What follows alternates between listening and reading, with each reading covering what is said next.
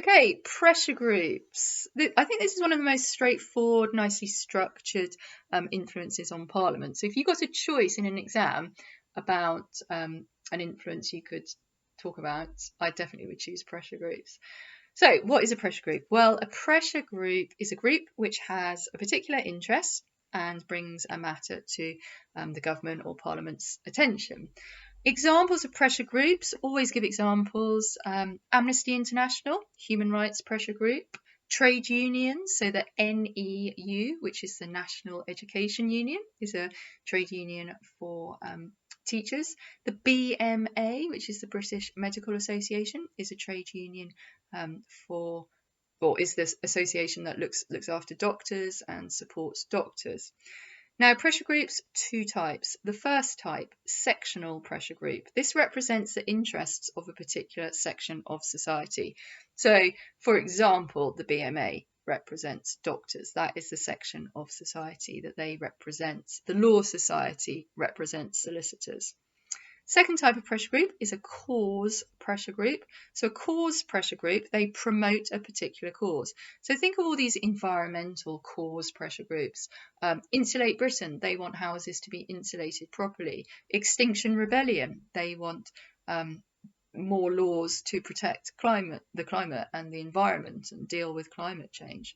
So advantages of pressure groups, well, they're very powerful. Some have millions or hundreds of thousands of members, and those with large memberships really can get a lot of publicity. They'll work in conjunction with the media, and this issue of concern is going to draw the attention of the government, and they are going to be interested in what this pressure group is saying.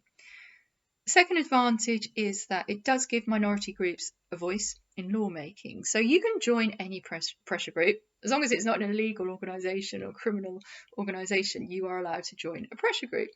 And it therefore means that you are taking part in democracy. You are trying to change a law. You are alerting your MP, you are alerting the public, the government, to an issue that you feel is very, very important. It does lead to change. So environmental pressure groups, yes, they have used sometimes illegal activities, but think of all the environmental laws and the attention climate change, rightly so, is getting.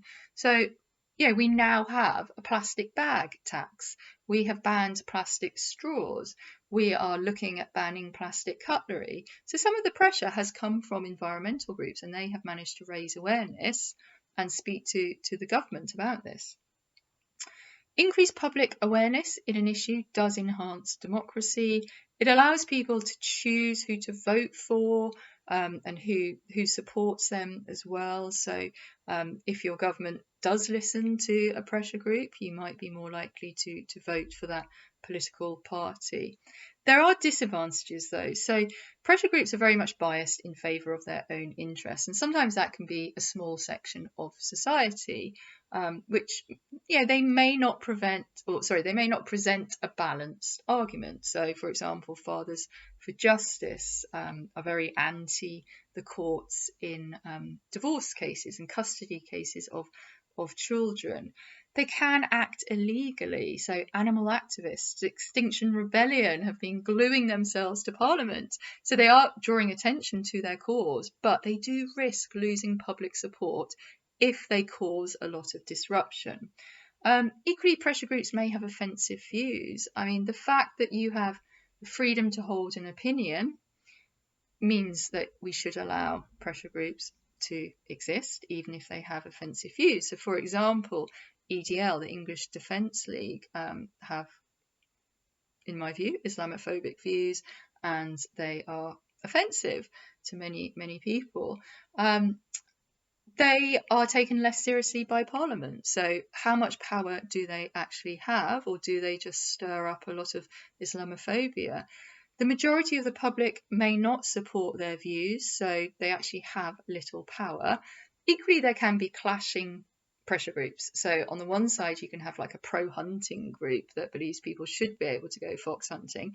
Then on the other side, you have an anti-hunting pressure group. So the government doesn't really know which side to listen to. So chances are it won't listen to either.